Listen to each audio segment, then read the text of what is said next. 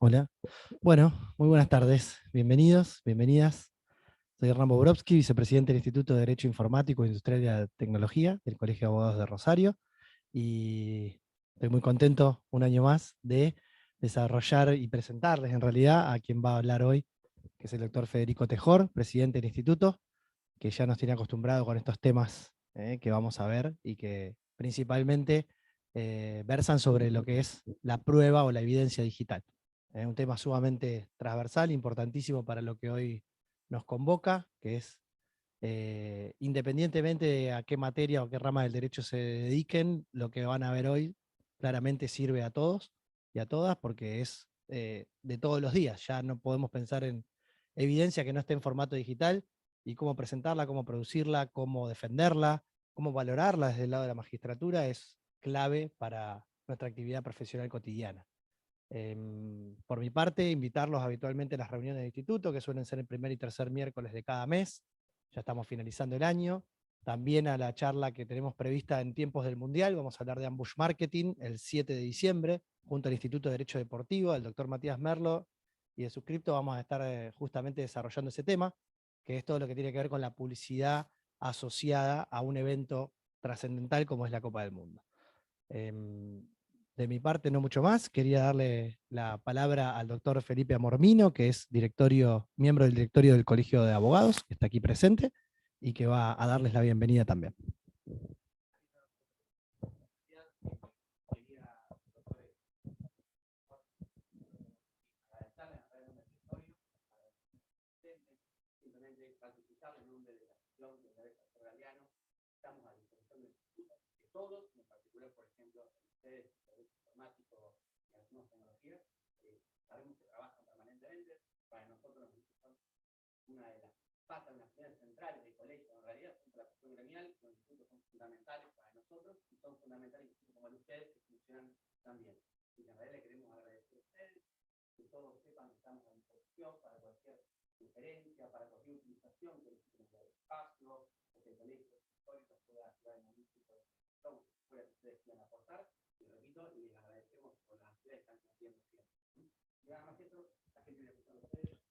Bueno.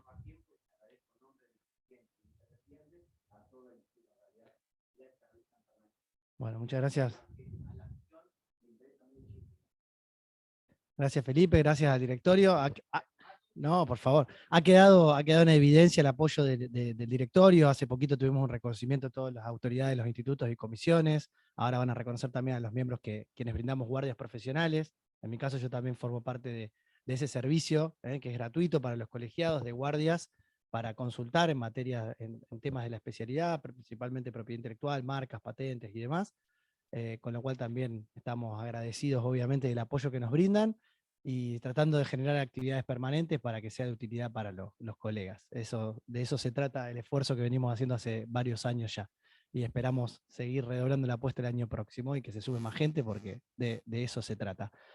Bueno, no los aburro más. El doctor Federico Tejor trabaja en el Estudio Goldberg, es un referente, si no el más importante de la ciudad y la región, uno de los principales del país, en materia de derecho informático y de prueba digital, que es el tema que nos convoca hoy. Federico además es docente no solamente de la Cátedra de Comercial 1 en la Universidad Nacional de Rosario, sino también de la Universidad de San Andrés, en Buenos Aires, entre otras, y otras charlas, y es un gran expositor en este tema con muchísima experiencia, así que espero que lo puedan aprovechar. Este taller es un taller que desarrollamos año a año porque la temática se actualiza en forma permanente, así que bueno, espero que podamos ser de utilidad a partir de hoy. También le doy la bienvenida a los que están allá, por allá, desde el aula virtual. Tenemos esta posibilidad de hacerlo en formato híbrido y como decíamos va a quedar grabada en el YouTube del Colegio de Abogados, con lo cual van a poder repasarla a futuro. Federico, gracias. Bueno, gracias por tamaña presentación.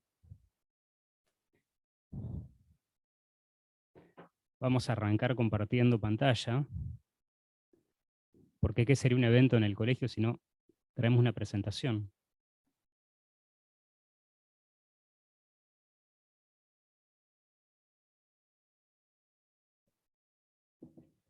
A ver.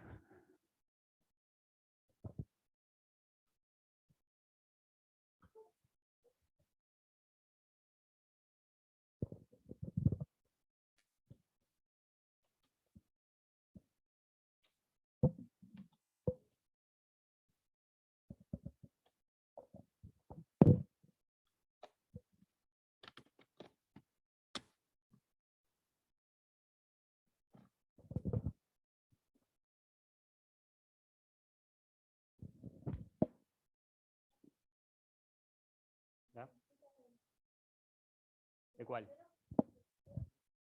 Deberían dar. Bueno, no importa, lo pasamos a mano. No hay diferencia. Bueno, ante todo, mi agradecimiento a la presencia de todos hoy acá. Ya está. Obviamente que un evento del instituto iba a comenzar con un problema técnico, ¿no? Era totalmente imposible que sea de otro modo. Les agradezco la presencia a todos los que hoy con 35 grados están en el auditorio del colegio a las 2 de la tarde, a los que están conectados de forma virtual y bueno, obviamente a los que nos van a ver eventualmente, espero en el canal de YouTube del Colegio de Abogados, el día de mañana cuando esto esté subido. Esta es la cuarta vez, la cuarta edición que hacemos un taller de prueba digital dentro del ámbito del Colegio de Abogados.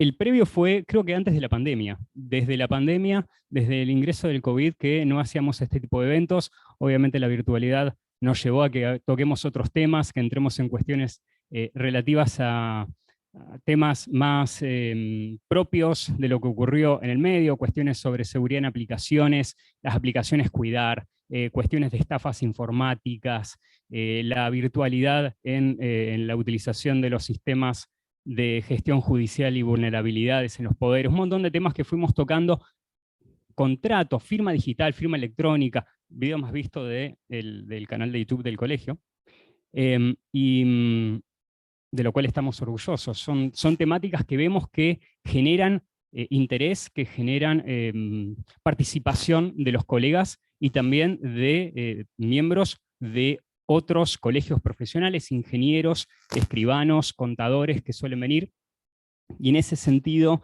nos motiva a cada vez avanzar más en este tipo de eventos. La idea era no repetir lo que hicimos en años anteriores, siempre tocamos la misma temática, es decir, el público se renueva, pero necesariamente queremos ir avanzando y profundizando, aprovechar el ámbito del colegio, del instituto, para tratar de entrar en temáticas más profundas sobre lo que es la prueba digital. Por eso este año pensamos en entrar en un taller avanzado de prueba digital para tocar algunos aspectos que no son comúnmente parte de la temática tradicional de prueba. Vamos a entrar en detalle y van a ir viendo a qué me refiero con esta cuestión de taller avanzado con temáticas poco tradicionales. Obviamente que lo primero que siempre tenemos que hacer, aunque lo hagamos en cada taller, es fundamental, si vamos a hablar de derecho, por más que es una charla con contenido muy técnico, tenemos que ir a la cuestión normativa, la cuestión de fondo. Siempre cuando hablamos de prueba, cuando hablamos de prueba digital, de prueba relacionada a un ambiente electrónico, tenemos que tener en consideración qué es lo que nos dice, en principio, el Código Civil y Comercial sobre las cuestiones que nos atañen en las probanzas en cualquier tipo de expediente judicial. ¿Sí? Siempre nos referimos en el instituto, por lo menos en este evento hablamos netamente de la etapa civil y comercial. En algunas ocasiones hay puntos de contacto con la etapa penal, pero vamos a tratar de limitarlo por una cuestión metodológica. Cuando hablamos del Código Civil y Comercial nos referimos a algunos artículos concretos específicos.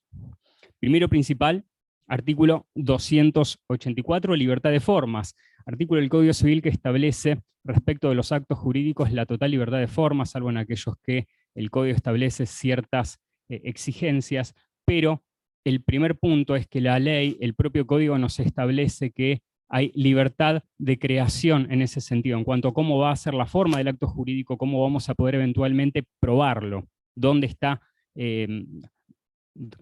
redactado, dónde consta el mismo. Artículo 286, modificación muy importante del Código Civil velezano, la mención que la expresión escrita, que es requisito del acto jurídico, en combinación con el 284, puede constar en cualquier soporte, incluso, dice la ley, en aquellos que requieran medios técnicos para su lectura, lo cual significa que la exigencia de la expresión escrita puede estar cumplimentada mediante un documento 100% electrónico.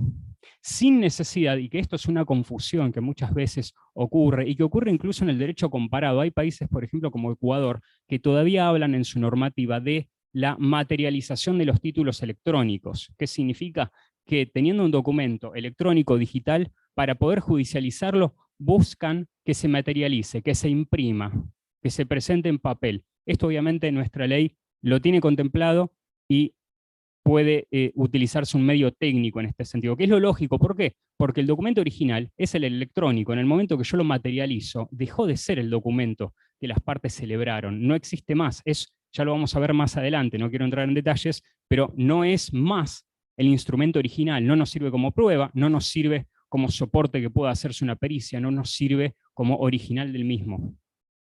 El 287 habla de algo muy interesante respecto de los instrumentos particulares no firmados. ¿Por qué? Porque habla incluso de los registros fílmicos, de los registros sonoros. Es decir, uno puede tener el cumplimiento de el 284 y el 286, libertad de formas, y en cualquier soporte, en un instrumento grabado.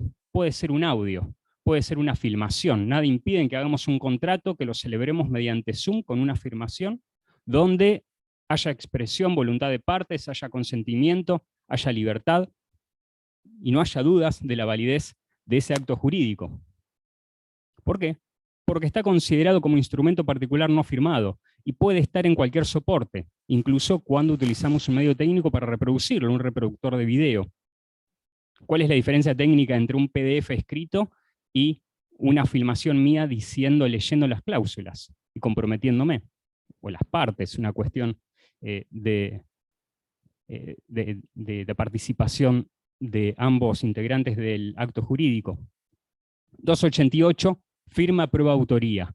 ¿Qué dice la ley? Que la firma en un documento electrónico puede ser suplida, la firma hológrafa, mediante la firma digital. Acá tenemos un pequeño problema con el cual empezamos a entrar en la temática. La firma digital no está muy difundida. ¿Cuántos usan firma digital acá? ¿Cuántos lo usan fuera del ámbito del Poder Judicial? Bueno, entonces no está muy difundida. La usamos con el Poder Judicial como una salvedad que vino para la pandemia, para interactuar y brindar seguridad de los actos que celebramos, que realizamos ante la autoridad jurisdiccional, pero no celebramos actos jurídicos. Más allá que tenemos una ley de hace 20 años de firma digital. Entonces, ¿cómo probamos? Y que es el eje, el meollo de la cuestión, ¿cómo probamos los instrumentos celebrados con los artículos que marca el código, que nadie tiene duda de su validez, si nadie usa firma digital? Bueno, la ley de firma digital habla de la firma electrónica. Ahora vamos a entrar en detalle, que es el juego. Hubo un pequeño debate cuando se entra en vigencia el nuevo Código Civil y Comercial, si la firma electrónica quedaba fuera de la normativa en razón de la inclusión solamente de la firma digital en el Código Civil y Comercial. Obviamente que esa discusión no tuvo demasiado asidero, dado que hay una ley especial que la contempla y que de otro modo ningún acto jurídico en Internet tendría validez. Dos últimos puntos de la cuestión normativa importantes. En la parte probatoria principalmente. 318. Correspondencia es prueba. El artículo 318 habla respecto de la utilización de la correspondencia como prueba en los procesos. ¿Por qué menciono, ojo, confidencialidad? Hay parámetros normativos respecto de cómo puede ser ofrecida la correspondencia, respecto de aquella que es confidencial y aquella que no, y de quién se exige la conformidad para ser ofrecida. ¿Sí? Si el remitente necesitamos que brinde su conformidad, si es confidencial, si la correspondencia no lo es, y la equiparación obviamente de correspondencia a cualquier tipo de misiva electrónica. El correo electrónico es el ejemplo más clásico, más típico, pero hagamos analogía a cualquier medio de comunicación que pueda ser similar, porque el correo electrónico, lo único que tiene de similar a la correspondencia escrita es el nombre que se le dio. Por característica técnica no hay variación alguna con algún otro medio de intercambio de datos. Último, 319, y es el punto más importante de todo esto.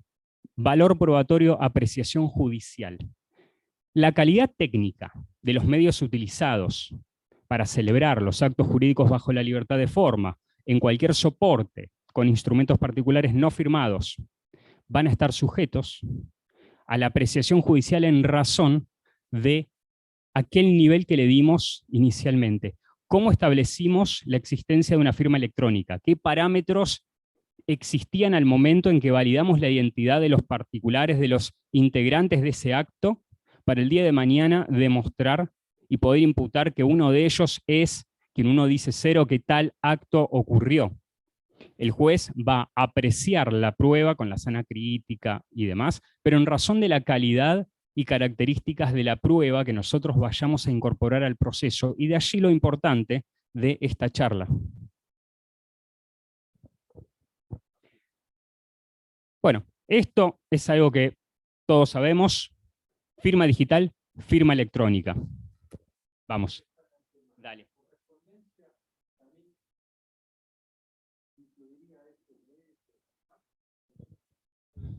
Repito, para los que están de forma remota que no te escuchan, preguntan en el auditorio si WhatsApp y mensaje de texto y demás o cualquier tipo son equiparables a correspondencia.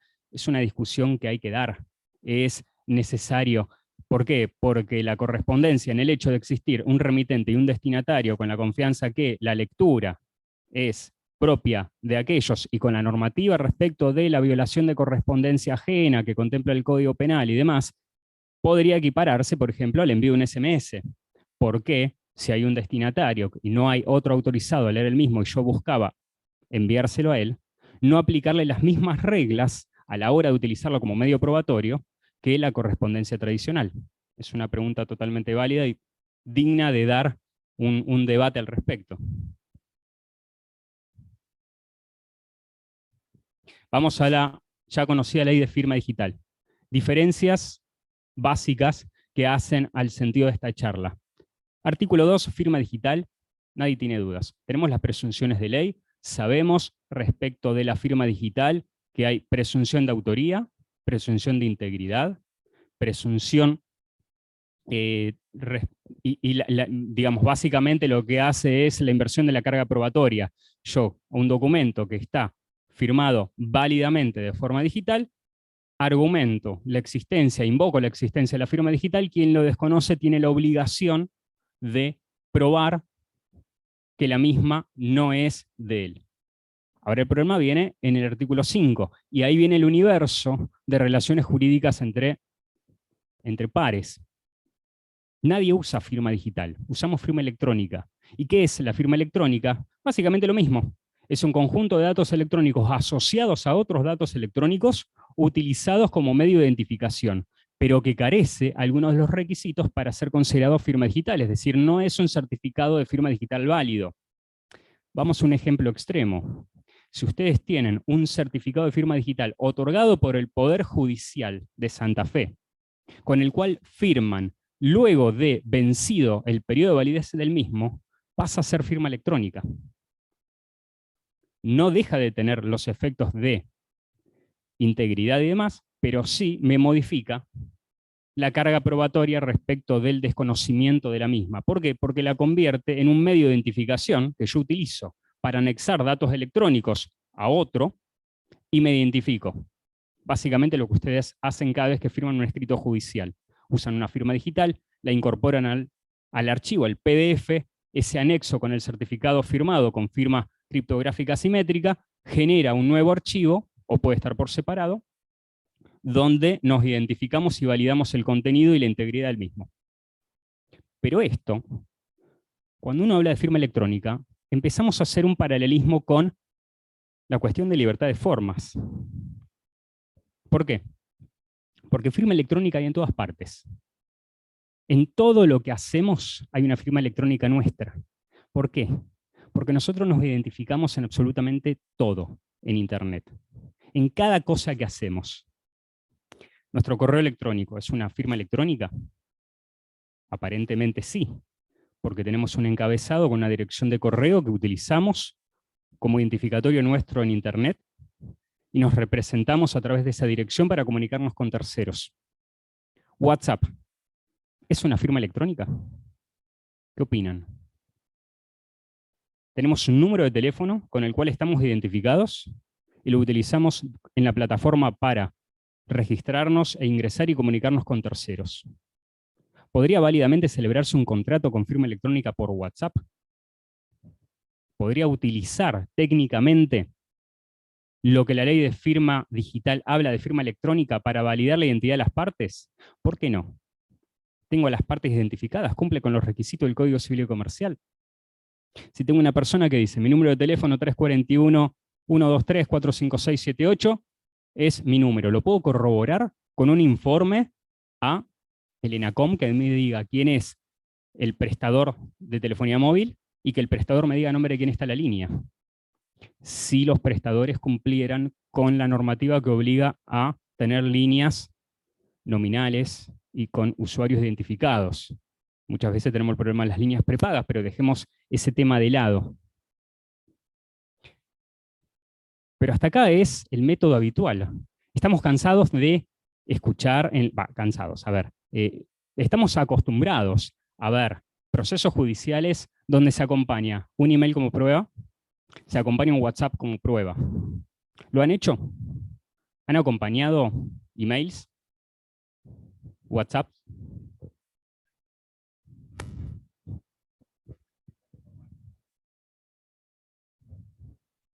Ya vamos a llegar a ese punto que es muy importante. ¿Qué más? ¿Qué más han ofrecido como prueba para validar la existencia de una firma electrónica? Cuando hablo de firma, no hablamos solamente de firma electrónica, no hablo solamente de un acto jurídico en el sentido de un contrato. Hablamos en el sentido obligacional, cómo nos puede servir dentro de un proceso judicial para demostrar la autoría de un acto determinado. ¿Alguna vez usaron otro medio de prueba?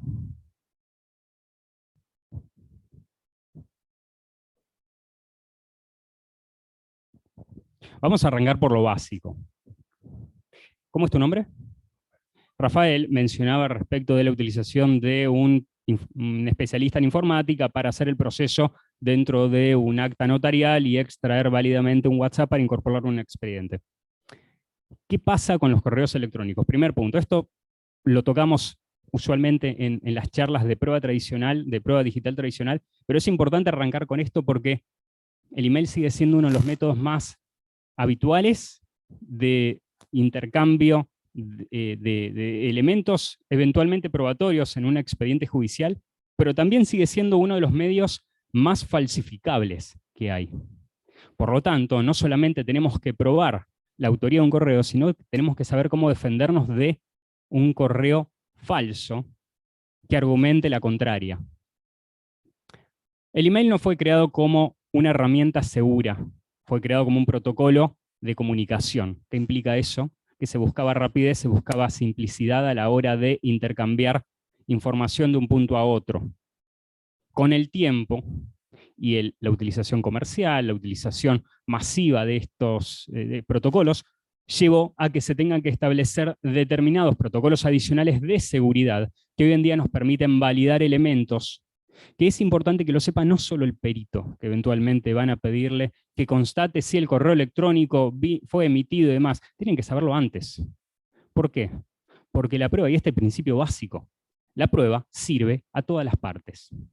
Entonces, si ustedes no saben, no están seguros de lo que van a ofrecer, no saben cómo va a salir esa pericia.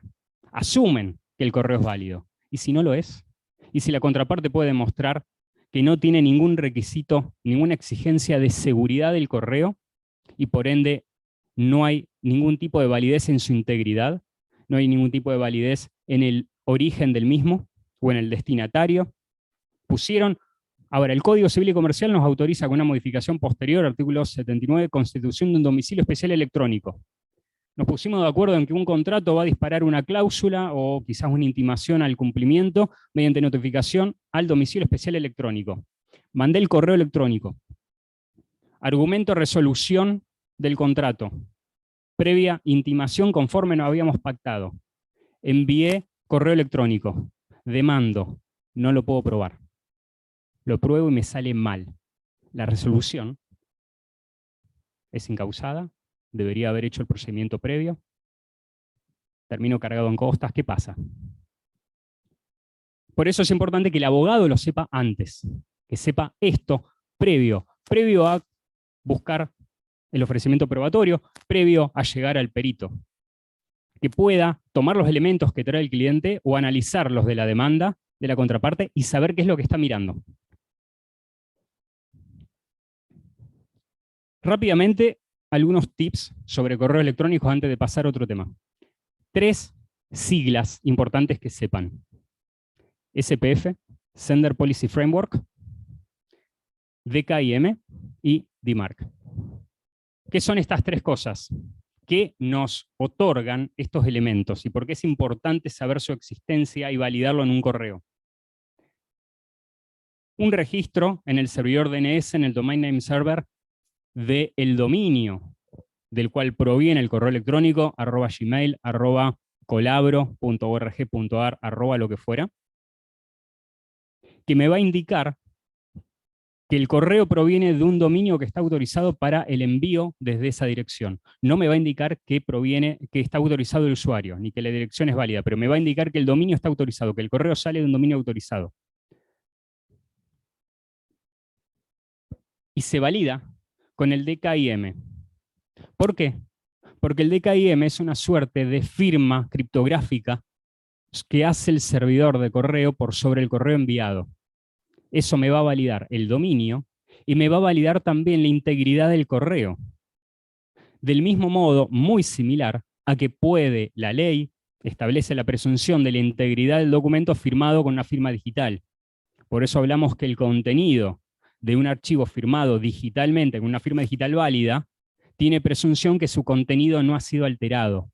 DKIM de forma técnica busca validar lo mismo. Vean la importancia no solamente de poder demostrar la comunicación entre partes, sino que el contenido del correo enviado, desde el punto de vista técnico, es íntegro, que no ha sido modificado. Que yo no le exhibí al perito mi computadora, entró a Outlook y yo modifiqué la base de datos de Outlook para que el correo diga algo que originalmente no decía. Diferencia importante si el correo está hosteado en un webmail, si está hosteado en un servidor corporativo. En cada caso las técnicas cambian, la importancia de qué puede modificarse cambia. No vamos a entrar en demasiado detalle hoy porque no vamos a poder terminar más, pero sepan que en cada caso varía. Último, DMARC es un agregado que une los 2 protocolos y básicamente lo que hace es decirle al servidor qué hacer cuando falla la verificación de estos 2, es decir, es una suerte de sistema de rechazo o validación de direcciones válidas o incorrectas. Puede mandar el correo a una cuarentena, puede eliminarlo y demás. Punto de vista técnico, pero que es importante saber la existencia. Antes hablábamos el tema de la impresión. La representación gráfica no es prueba. Hay un fallo de hace ya varios años donde un abogado acompaña eso, lo que ven ahí. ¿Ven un chat? Lo imprimió y lo agregó al expediente. Dijo, acá tengo el chat. El juez le dijo, pero esto no es el chat. Esto es una representación gráfica. Es la materialización de un elemento electrónico. Y eso tiene 0 validez. ¿Vieron un expediente judicial agregados a correos electrónicos impresos? ¿Vieron jueces dándole validez a ese correo? Fallando en razón de están acreditadas las comunicaciones vía correo electrónico entre las partes. Hay fallos. Sí. Pero por naturaleza que la contraparte no le discute, más bien.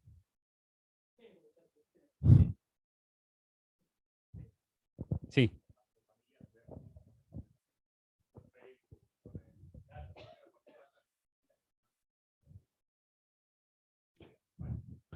¿Dónde está la rigurosidad? Entiendo que el principio que rige en derecho de familia, todas esas cuestiones las entendemos, incluso el tema de lo laxo en cuanto a las notificaciones. Se han aceptado notificaciones válidas por medio de WhatsApp, de resoluciones judiciales en materia de familia, pero dejando esas particularidades de lado, frente a un planteo de nulidad de una representación gráfica de un chat, estamos en contra de todo lo que dice el Código Civil y Comercial sobre prueba. Puedo sentarme y diseñar ese chat en media hora en Paint. Entonces, ¿qué ha dicho la jurisprudencia? La representación gráfica no es prueba. El 319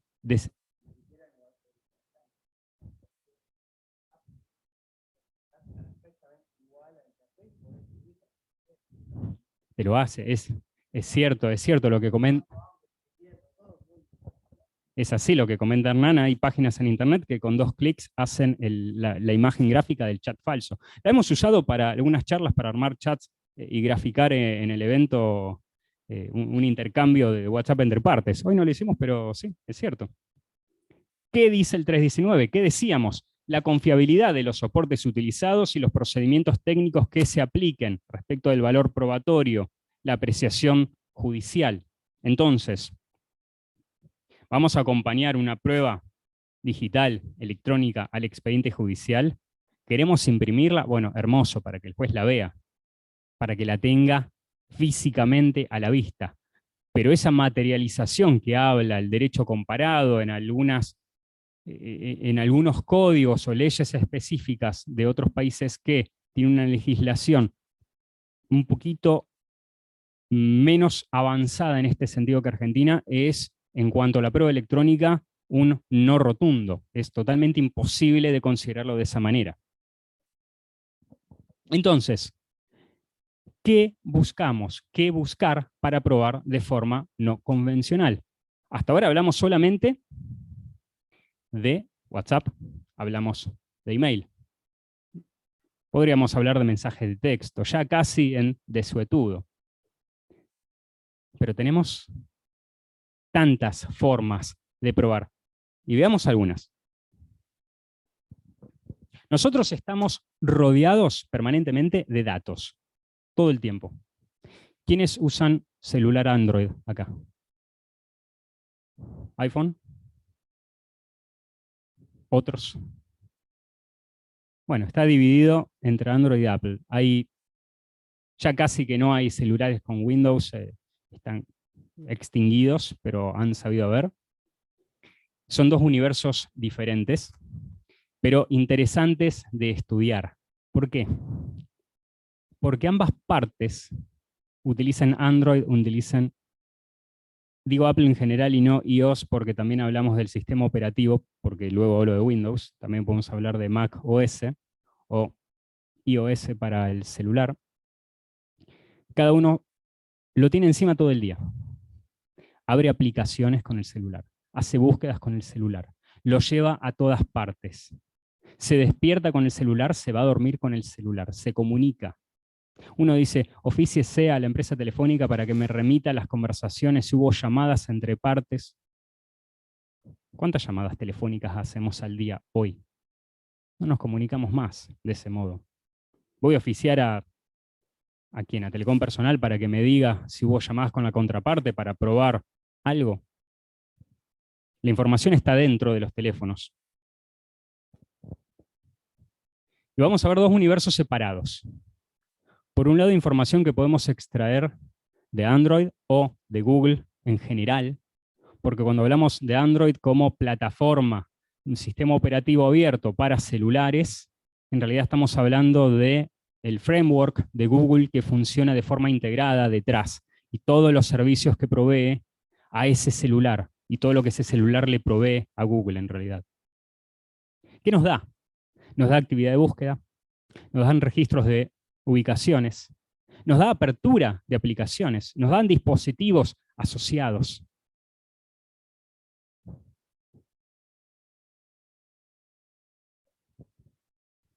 ¿Alguna vez entraron en el registro de actividad de Google? ¿Quién no lo conoce? Miren esto.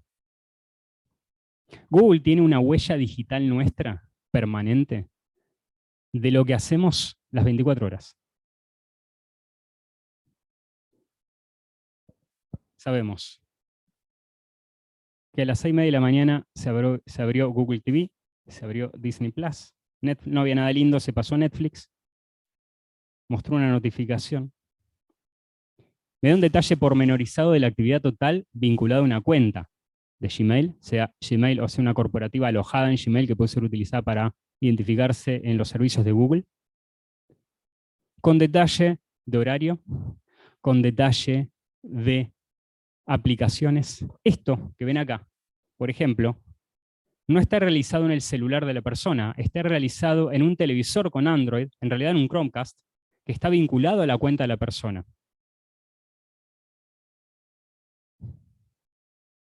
Yo quiero demostrar que una persona en su domicilio estaba en su domicilio porque me sirve para probar X cosa.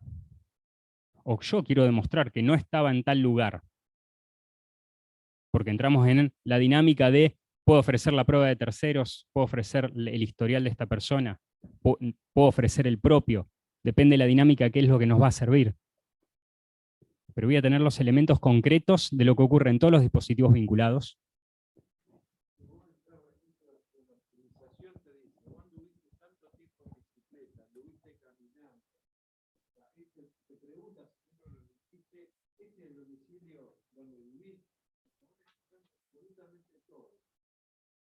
Ahora vamos a llegar al tema de los registros de ubicación.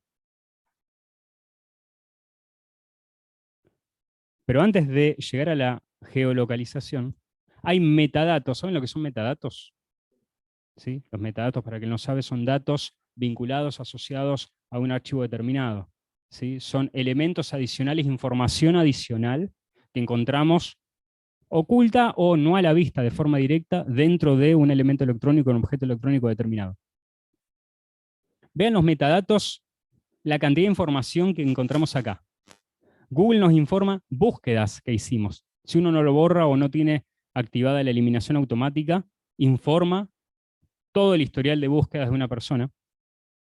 Acá, por ejemplo, 14 de noviembre de 1855 realicé una búsqueda de convenio 108 más, que se acaba de incorporar a Argentina, se sumó el convenio 108 respecto de la protección de datos.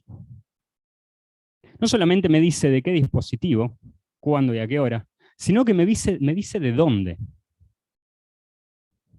Imaginen las posibilidades de contar con un registro que el día de mañana me permite probar dónde estaba yo o dónde estaba la contraparte. Porque yo también puedo ofrecer documental en poder de terceros. Y el juez apreciará eventualmente si el tercero se niega a otorgarla y yo tengo elementos de convicción en contra de eso. Me permite entrecruzar elementos de prueba y hacer presunciones fundadas. Yo puedo presumir respecto de, si yo tengo toda una serie de elementos que me hacen a una presunción X respecto de la ubicación de la persona, me dirán, bueno, está bien, pero quizás vos no estabas en tu computadora utilizándola. Quizás era una tercera persona, quizás no era el que utilizaba Chromecast, pero empezamos a encontrar otros elementos. Lo que mencionaba Ernesto, registro de ubicaciones de Windows, de Android. Ubicación en tiempo y espacio como prueba positiva o negativa. Yo estaba en tal lugar a tal momento o yo no estaba en tal lugar. Acá tengo un acta con firma certificada en Buenos Aires que usted el 14 de noviembre a las 18:55 firmó en Buenos Aires delante del escribano y usted estaba aquí. Redargución de falsedad basado en que yo tengo los registros, que yo estaba acá en Rosario. Me lo dice Google, me lo va a decir el proveedor telefónico con la ubicación de las celdas que captaban mi celular, me lo van a decir eventualmente los registros fílmicos que podamos ofrecer. Ley de protección de datos personales, importantísimo en la materia de prueba electrónica, prueba digital. Aquellos que son formadores de bases de datos, titulares de bases de datos, inclusive los registros videofilmados, tienen obligación de permitir el derecho de acceso, y ya veremos después las posibilidades de acceso vía habeas data. Si yo quiero probar con una filmación que yo estuve en tal lugar, me agarró la cámara de seguridad del local de Claro del shopping. Tiene un cartel así inmenso que dice: usted tiene derecho al acceso a la información conforme a la ley de protección de datos personales. Señores de Claro, le pido mi filmación donde me tienen filmado el día 18 de noviembre a las 18:55. ¿De qué otra forma se le ocurriría que podríamos ir en contra de una redargución? Podríamos armar una redargución de falsedad contra una firma certificada que dice que yo firmé algo en Buenos Aires cuando no lo estaba. Vean cómo elementos simples, técnicos, me pueden llegar a permitir realizar pruebas complejas.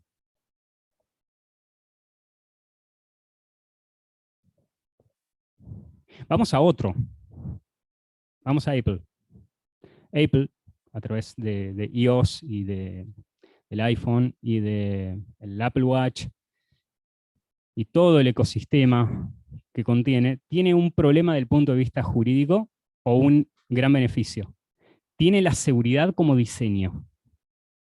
¿Qué significa esto? Que la información que nos va a proveer va a estar muy limitada respecto de lo que podemos acceder a nivel granular, como ocurre a diferencia en Google. Vean esto.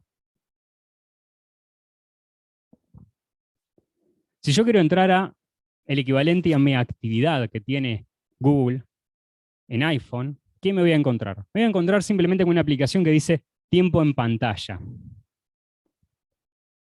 ¿Qué va a otorgarme esto? Va a ser un registro de uso de aplicaciones, un detalle general por días.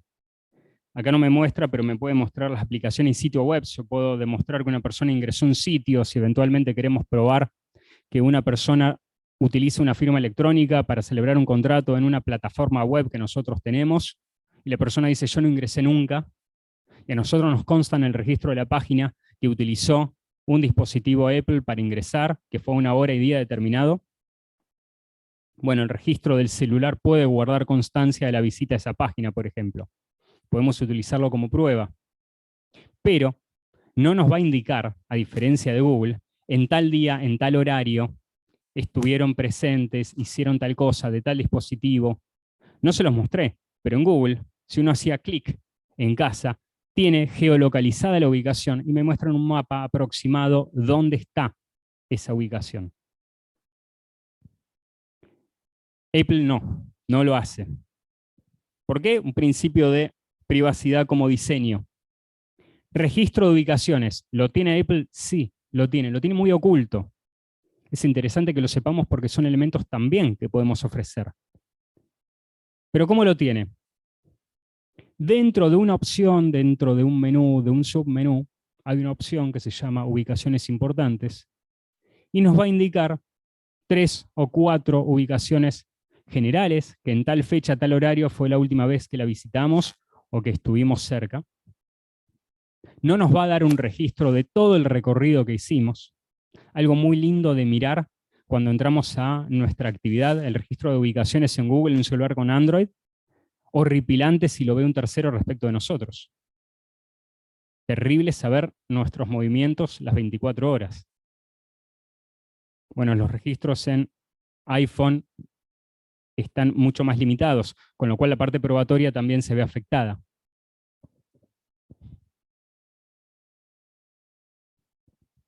Entonces, el tema de los celulares es harto complejo, pero muy interesante de desarrollar como un método adicional probatorio, porque hay toda una serie de elementos, de factores que pueden llegar a sumar presunciones respecto de algún hecho invocado en una causa. Piensen si alguna vez les pasó un caso donde podrían haber utilizado elementos que había en un celular de su cliente, de la contraparte. Podría haber probado que la persona estaba acá, que hizo tal búsqueda, que entró a tal página web. No solamente eso, me dice qué aplicaciones abrí. Yo nunca celebré el contrato electrónico con el banco X, el mutuo. Yo no fui, fue un tercero. El 99% de los casos, bueno, no vamos a ver estadísticas, pero gran mayoría de los casos son de estafa, las estafas bancarias por home banking habituales en este tiempo. Pero ¿qué pasa si yo puedo probar que el usuario en ese momento concreto ingresó a la aplicación del banco de home banking en su celular? Porque el registro de Android así lo dice, en el horario coincidente con la operatoria realizada. Bueno, empezamos a ver elementos que sirven para una causa judicial que usualmente no son utilizados. Pero vamos al tema Windows, al tema computadora. El tema MacBook y demás lo vamos a dejar de lado porque todavía hay la penetración en Argentina de la utilización es mucho menor y las computadoras de escritorio y la mayoría de las notebooks que circulan en Argentina utilizan Windows. Y Windows es una gran fuente de información. Y hay muchos elementos que me permiten probar cosas respecto de su uso. ¿Qué tenemos? Tenemos registros de uso de la máquina. Tenemos registro de conexiones de dispositivos. Tenemos registro de software, versiones de software, cuentas vinculadas al sistema operativo. Ni hablar de cookies, caché de los exploradores y demás. Pero vamos a hablar un poquito de cada uno y empezar a ver qué de eso nos puede servir eventualmente en un proceso judicial.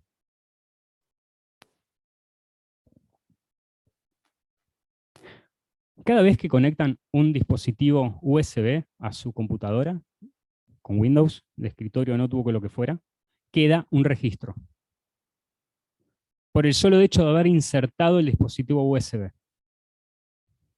Tengo un caso de un despido con causa, un empleado por robo de información de la empresa.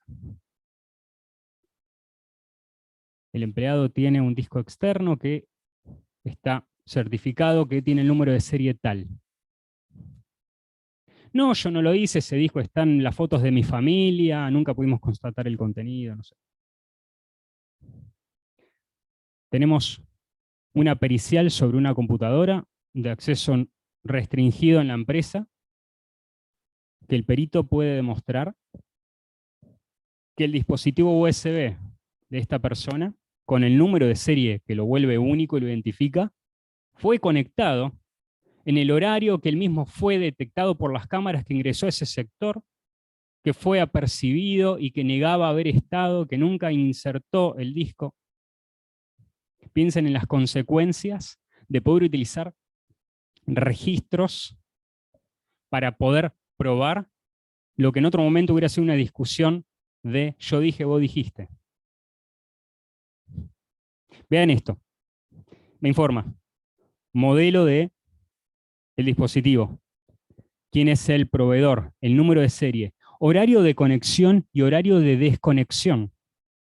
Sí, yo lo puse, pero solamente porque me bajé una foto. Y estuvo conectado 45 minutos. Nosotros argumentamos que se robó un archivo de 5 GB.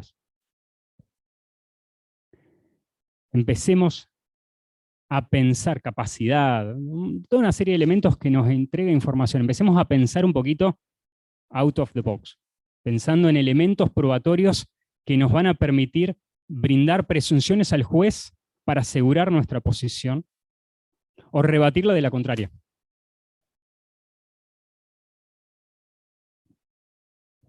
Actividad del usuario.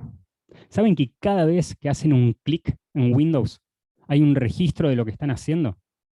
Queda un registro de qué archivos ejecutaron, qué programas ejecutaron, qué archivos abrieron.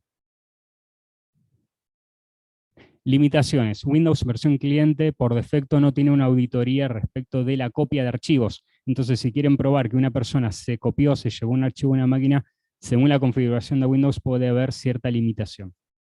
Pero más allá de eso, vean esto. No, yo no hice nada en la máquina, ¿no? Nunca abrí el programa contable de la empresa. ¿Cómo que no? En el horario que lo tengo captado con la cámara que está sentado en la computadora, tengo un registro de apertura del programa contable de la empresa. Nunca ejecuté tal programa. Están los registros. Nunca abrí tal cosa, está el registro.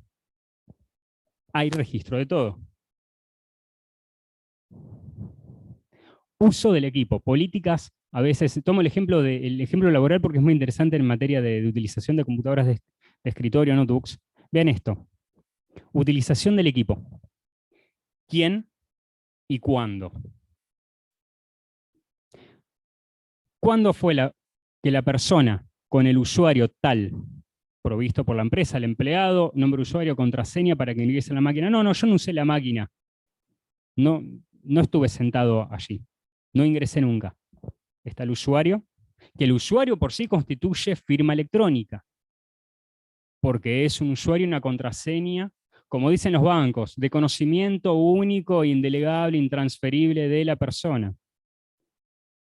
Después veremos la validez de eso, ¿no? Con las discusiones que hay. ¿Cuándo ingresó la máquina? ¿Cuánto tiempo estuvo conectado? ¿Cuándo se desconectó? Piensen Lo que en otro momento hubiera sido, vos estuviste utilizando la máquina, no, no la utilicé. ¿Y qué hacemos con eso? Llamo al perito para que pruebe si en la computadora se conectó. Sí, quizás viene el perito y me lo demuestra.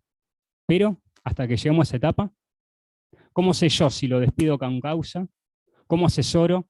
Y digo, sí, lo puedo despedir, tenemos elementos para despedirlo con causa. No, no, no tenemos nada. Sí, lo voy a ofrecer como prueba en el proceso, porque me aseguré que está. No, no, lo dejo librado al azar, a la suerte de lo que el perito el día de mañana diga, porque yo estoy convencido que está, pero nunca lo corroboré.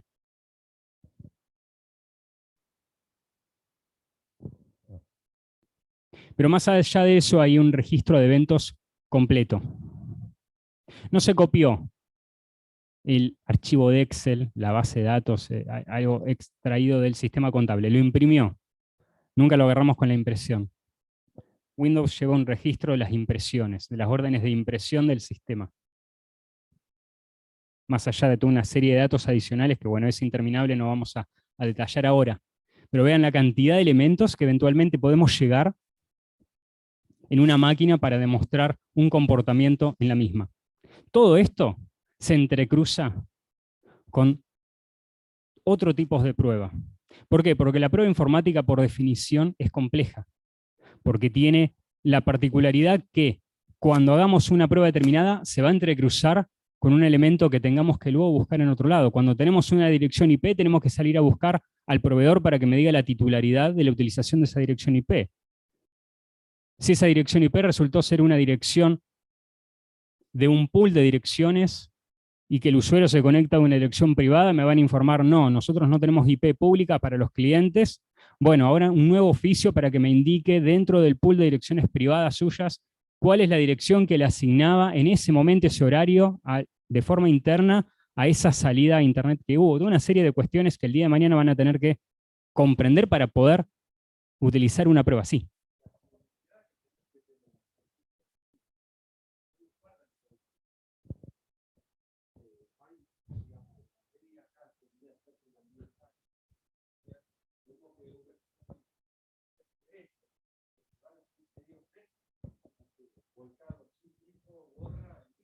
Bueno, es así, lo que comenta respecto de la necesidad de la celeridad hace a la importancia, y por el hecho de que todos estos elementos, como por definición, son fácil de perder, de ser eliminados, de ser sobrescritos. De allí la importancia que el abogado sepa qué buscar, dónde buscar y prevenir llegar a este punto. Saber qué es lo que tengo que hacer previo a que lleguemos a la etapa probatoria y el perito me diga, bueno, no, pero lo que vos me estás pidiendo dejó de existir hace 2 años. Lo de Windows depende de cómo está configurado, depende de las características de la máquina, depende de los programas, por ejemplo. Hay programas que tienen, nosotros vemos el registro de Windows, pero por ejemplo podemos remitirnos a los registros de programas específicos. Por ejemplo, el usuario se conecta a la computadora de la empresa mediante TeamViewer. Se conecta de forma remota. ¿Todos conocen TeamViewer? Programa de conexión remota. Bueno, TeamViewer tiene un log, tiene un registro de operaciones que tiene una rotación, es decir, el archivo se va sobreescribiendo en un tamaño muy pequeño, es decir, una utilización de 1, 2, 3, 4 días del programa hace que los registros queden sobrescritos, no va acumulando registros uno tras del otro.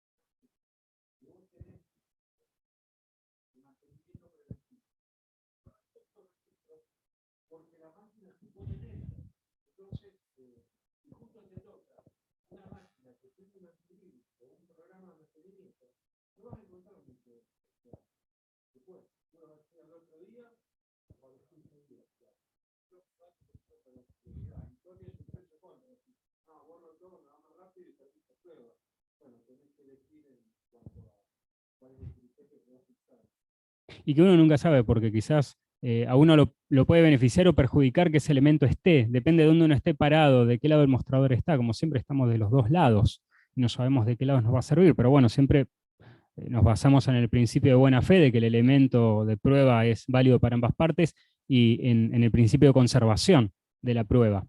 Entonces, la importancia de saber qué es lo que vamos a buscar, en qué programa, cuál es el promedio de duración de esos elementos y la rapidez, la celeridad del abogado para saber, tenemos que ir ahí, atacar ese problema, a conseguir esa información ya.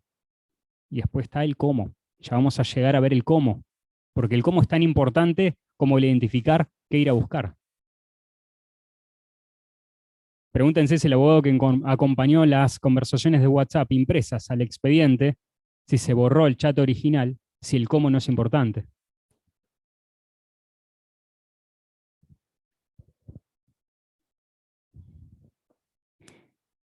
Vamos a hablar, quiero pasar, ya estamos entrando en algunas etapas más profundas, más técnicas, llegando ya, no al final, pero nos falta un ratito, pero en algunos temas quizá de mayor complejidad probatoria, que los voy a tratar, los voy a tocar para tratar de expandir un poquito la temática a otras áreas que, si quizás hoy no están presentes, lo van a estar. Si algo que hicimos en el instituto ya desde hace muchos años es tratar de tocar temáticas novedosas. Hemos hablado de Uber cuando recién llegaba, tocando los aspectos junto a todas las autoridades del instituto en su momento, hablando desde la parte administrativa, la parte laboral, la parte contractual, cuando recién se empezaba a hablar.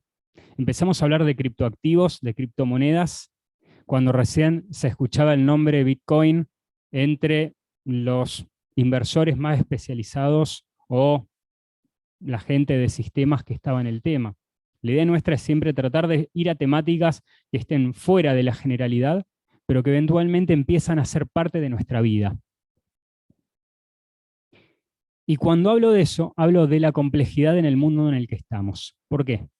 Porque se ha terminado aquel mundo donde las relaciones entre partes eran simples, donde las personas se encontraban cara a cara, celebraban acuerdos, había relaciones interpersonales, los conflictos se daban en persona o a lo sumo por contratos a distancia, por las reglas básicas del Código Civil y Comercial. Pero se terminaba allí, no había dificultad en ese sentido. Hoy nos encontramos con que viene un cliente al estudio y nos plantea que fue estafado con una transferencia, hizo una compra y tiene una transferencia y compró criptomoneda para, para hacer un pago, o le hicieron una transferencia a su CBU y ese dinero cuando lo rastreamos lo utilizaron en un exchange para comprar cripto y salir y que el dinero escape. Y nosotros como abogados decimos, ¿qué es eso? ¿De qué se trata? ¿Cómo hago para buscarlo? ¿Por dónde empiezo? No sé quién es la contraparte. Dejemos el lado penal de lado, vamos a la parte civil. Hay información. Yo quiero probar algo. Hubo un contrato comercial, hubo un incumplimiento, pero me faltan elementos de la contraparte. No sé, pensemos en un caso, en un marketplace. Una persona, tomemos un caso de ejemplo, una persona hizo una compra en un portal en internet, hizo una operatoria con tarjeta, el producto nunca vino. Los elementos que tenemos son, no sé, una dirección de correo electrónico de la contraparte, simplemente una página web. ¿Qué hago con eso? ¿Qué le digo al cliente? ¿Por dónde empiezo a buscar? ¿Qué es OSINT? OSINT en inglés significa inteligencia de fuente abierta, ¿sí? Open Source Intelligence. ¿De qué se trata? De la recolección, del análisis y la toma de decisiones sobre datos de fuentes disponibles de forma pública. Ahora, ¿puede esto ayudarnos a probar? ¿Nos puede servir de algo? ¿Por qué es importante? Porque el abogado hoy en día se tiene que convertir también un poquito en investigador para conseguir información respecto de cómo va a ser la causa judicial, qué voy a probar, cómo lo voy a probar. Y para eso tenemos que saber investigar. Entonces el planteo que yo hago es, ¿qué podemos encontrar en Internet? ¿Cómo podemos forzar esos límites? Porque hasta ahora estábamos tengo una dirección de correo electrónico. Bueno, si tengo suerte es una dirección corporativa. Puedo conseguir el dominio de quién es de una empresa. Bueno, tengo suerte. ¿Y si es una dirección de Hotmail? ¿Es un Gmail? ¿Qué hago con eso? Vean esto. Entrecruzamiento probatorio de registros. Emails, redes sociales, medios de pago, dominios, imágenes. Esto que ven acá, este framework de OSINT, que se debe ver chiquito, no sé si se alcanza a ver mucho. Hay toda una serie, esto es una página web. Hay toda una serie de diferentes temáticas: nombre de usuario, correo de dirección electrónico, nombre de dominio, dirección IP, imágenes, videos, documentos, redes sociales, mensajería instantánea, buscadores, motores de búsqueda de personas, sitios de citas, números de teléfono, registros públicos, registros de empresas, transporte, geolocalización, blogs, metadatos, bueno, temas tan variados como terrorismo, clasificados, digital currency, ahora después vamos a hablar de ese tema tan importante. Pero esto lo que contiene es una gran base de datos de temáticas que nos proveen páginas o aplicaciones vinculadas a alguna fuente de búsqueda de OSINT con esas temáticas. ¿A qué quiero llegar con todo esto? Tomemos el caso que tenemos una dirección de correo electrónico de la contraparte. Nosotros queremos argumentar que es su firma electrónica, que la persona la utilizaba válidamente esa dirección para identificarse. Y resulta que no usa su nombre y apellido @gmail, sino que usa, no sé, Pepito vendedor en internet @gmail. ¿Cómo identifico? Si la ley me habilita a decir que el correo electrónico puede ser utilizado como firma electrónica por las partes como medio de identificación de tal, y si a mí me falta que la persona se identifique a sí misma con ese correo, ¿cómo puedo probarlo? ¿Qué harían ustedes? ¿Se imaginan algún medio? Tengo una dirección de correo, pero no tengo ningún elemento donde él diga, soy Juan Pérez. ¿Cómo lo vinculo a esa persona?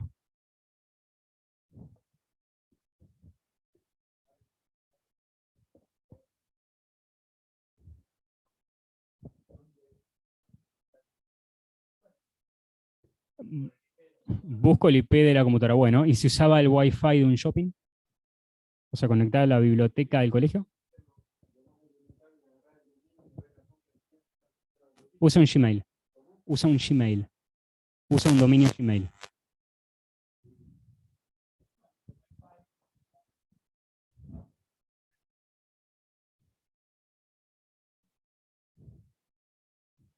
¿Cómo vinculo el Wi-Fi al teléfono? Sí, no está mal, pero ¿cómo? Por ejemplo, usamos el Wi-Fi del Colegio de Abogados. ¿Se conectó y se realizó? Sí. ¿Qué día, qué hora? Tal hora. Señores Colegio de Abogados, necesito los registros del router de Wi-Fi de tal día, tal horario, para ver los dispositivos conectados.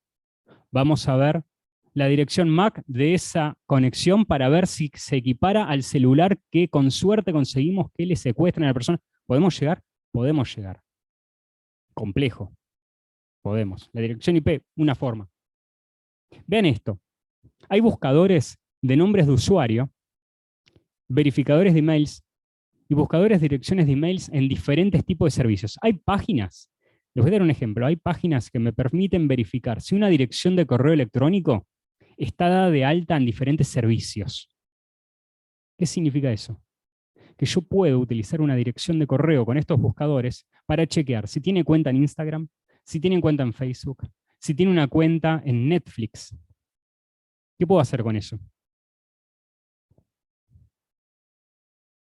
Si a mí me responde que ese correo electrónico X tiene una cuenta en Netflix, ¿qué pasa si el juez le pide a Netflix que le indique los datos de facturación de la cuenta vinculada a esa dirección de correo electrónico? Nombre, apellido. Tengo un elemento de convicción, una presunción que me hace a una firma electrónica. Lo mismo lo puedo hacer con una red social. ¿Qué pasa si tiene un usuario en una red social, hace publicidad, paga publicidad en Instagram? El usuario está vinculado con un buscador encuentro que tiene una cuenta en Instagram y paga publicidad. Hay datos de facturación de la publicidad, puedo llevar a una persona. O puedo llevar un elemento que eventualmente nos puede llevar a alguien. Lo puedo entrecruzar con sitios de cita. Puedo ver si tiene un perfil en Tinder, por ejemplo. Puedo rastrear nombres de dominio. Bueno, antes se habló del nombre de dominio. Yo puedo buscar titularidades de nombre de dominio para tratar de llegar a la titularidad o no de un sitio y demostrar si es un correo corporativo, si es una página web y demás. Redes sociales. Publicaciones en redes sociales, bueno, es un tema amplísimo. Después está la cuestión que ya lo tocamos mucho en el taller inicial respecto de cómo probar si una publicación en una red social está identificada, si la identificamos bien, cómo lo incorporamos al expediente.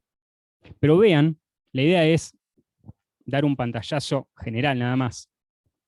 La cantidad de elementos de prueba que surgen a través de una búsqueda en Internet. El tema es saber buscar, saber utilizar la información que contamos para saber hacer una búsqueda correcta y cómo entrecruzar esa prueba para que nos sirva al efecto de un poder de convencimiento en un expediente judicial.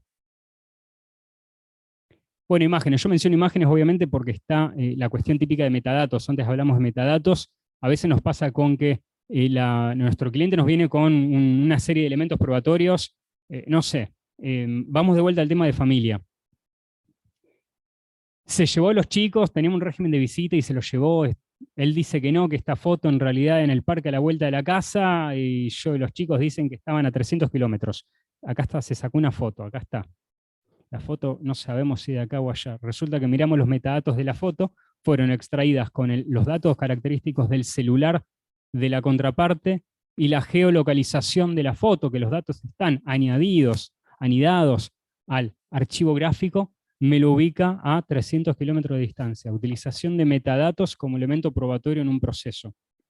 De hecho, recordar que lo hemos utilizado judicialmente en más de una ocasión es un tema de mucha importancia.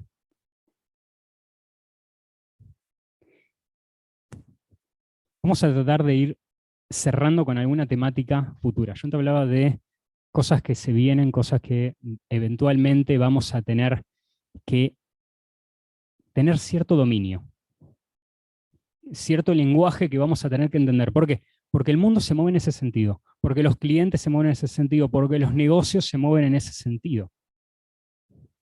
Cada vez se empieza a repartir más. La torta entre, le hice una transferencia a la cuenta bancaria, le hice una transferencia al CB Cortabú, a una billetera virtual, en un proveedor de servicios de pago con cuenta de pago, con un PSP. Pero cada vez más se vienen clientes que dicen, le hice una transferencia a su billetera virtual de criptomoneda. Le pagué con Ethereum, le pagué con Bitcoin, le pagué con DAI, le pagué con USDT, le pagué con Luna, ahí murió. Pero los demás, ¿qué pasa? Contratos inteligentes, celebración de smart contracts, que corren, son líneas de código, corren bajo la red de Ethereum. Hay que entender el lenguaje de programación. No vamos a hablar, hemos dado charlas respecto de contratos inteligentes. Pero punto más importante, y que es la intención, que nos vayamos con esto en cabeza, porque no vamos a hacer hoy un taller de criptomoneda, de aprender cómo rastrear y buscar, pero sí poder ver algo muy sencillo. Es entender que blockchain, la cadena de bloques sobre la cual corre toda la tecnología de criptomonedas, es, por definición, rastreable. Es un registro público en la medida que se trate de una blockchain pública. Y voy a dar un ejemplo. San Luis está pensando en lanzar una serie de bonos, una serie de una suerte de cuasimoneda. Opa.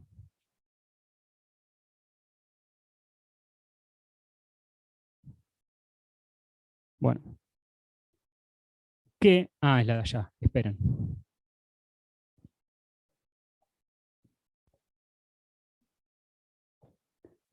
Problemas técnicos.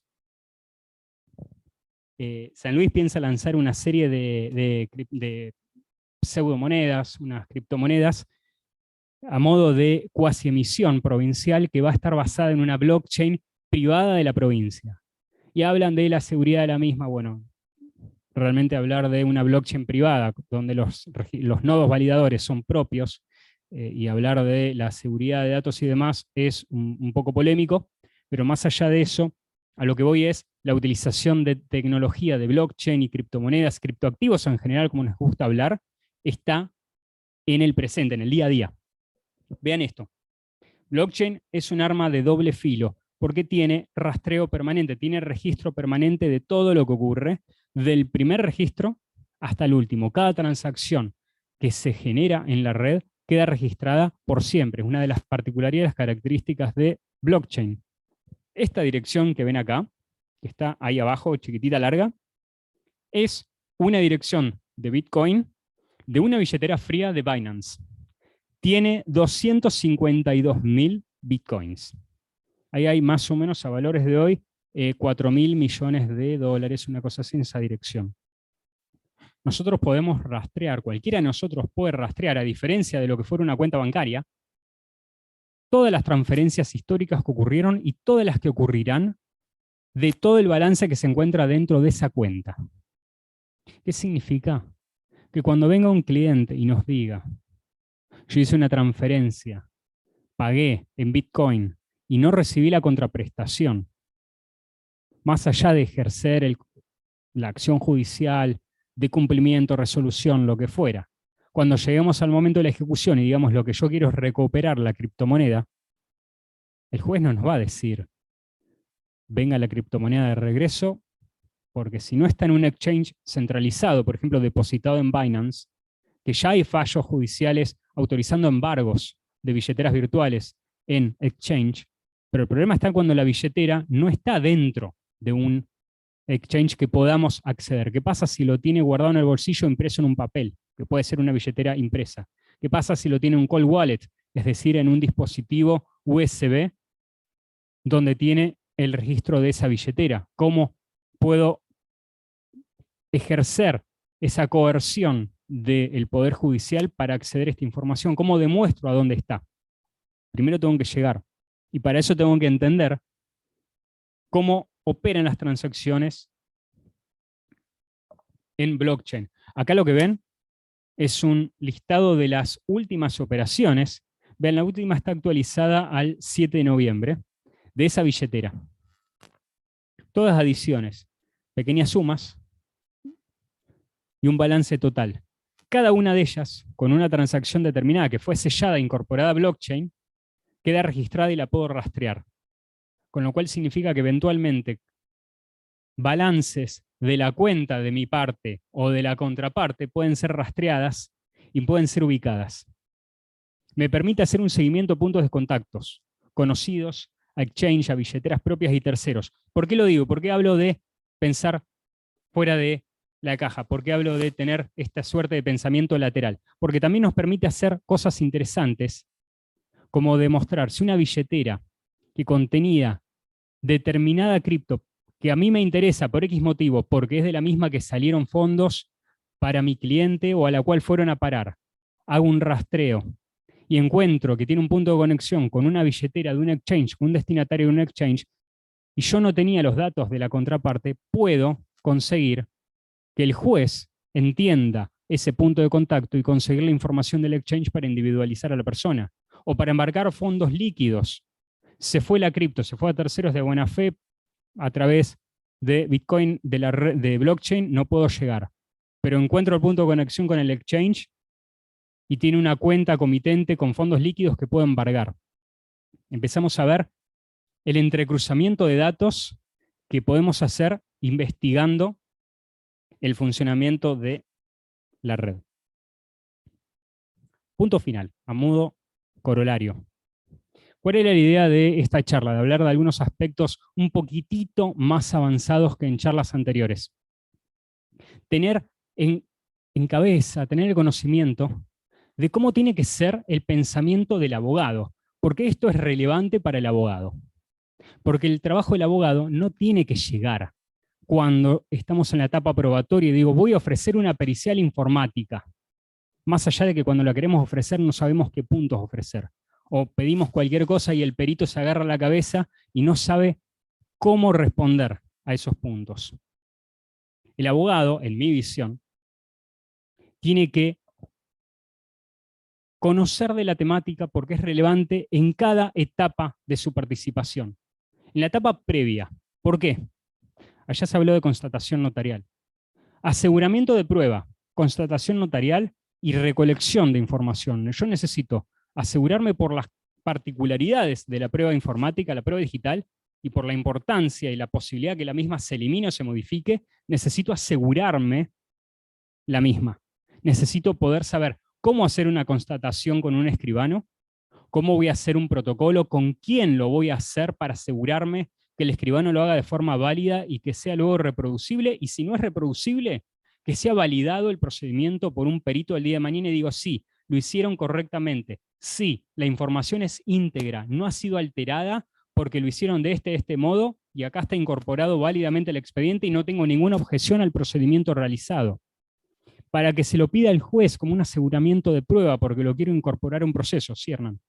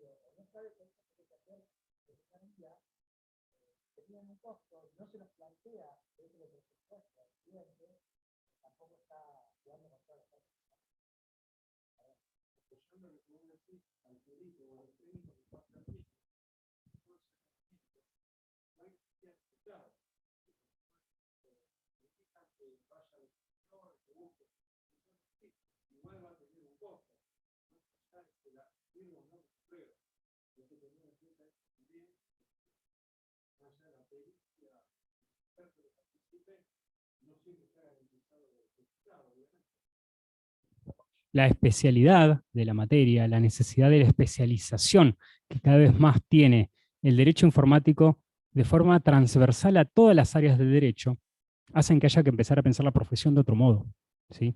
A ver, los médicos trabajan, me duele tal cosa, andá a hacerte un estudio. Te lo cubre el hogar social, nadie lo piensa demasiado, pero ¿cuánto cuesta ir a hacerse una resonancia particular? No tenés el resultado garantizado. De hecho, todos esperamos que salga negativo, que no encuentre nada, al revés. Bueno, entonces, el tema, sí, el tema del costo es una cuestión fundamental a tener en mente y obviamente que modifica el modo de trabajo de todos nosotros, pero es una necesidad. ¿Por qué? Porque el involucrarnos en procesos judiciales con esta complejidad técnica implica necesariamente una responsabilidad mayor. E implica que tenemos que saber lo que estamos haciendo, saber de lo que estamos hablando y asesorarle al cliente en consecuencia. Y que hay costos en consecuencia, sí, sin lugar a dudas que los hay. Lamentablemente, como cualquier proceso donde empieza a existir una sumatoria de elementos de mayor complejidad. Pero eso sucede en cualquier área, en cualquier rama. Lo que pasa,